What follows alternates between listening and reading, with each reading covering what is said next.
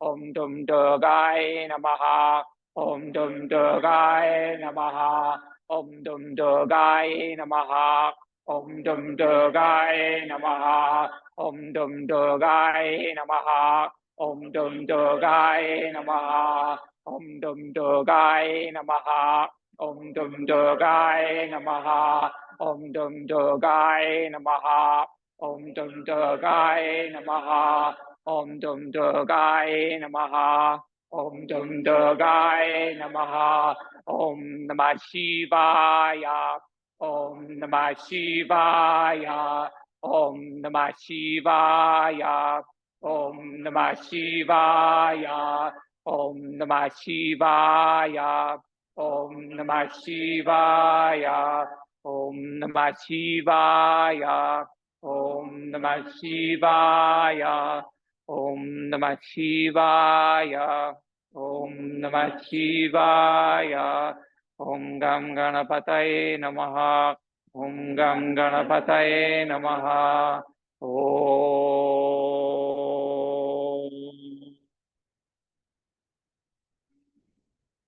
Shanti, Shanti, Shanti, Om Peace, Peace, Peace.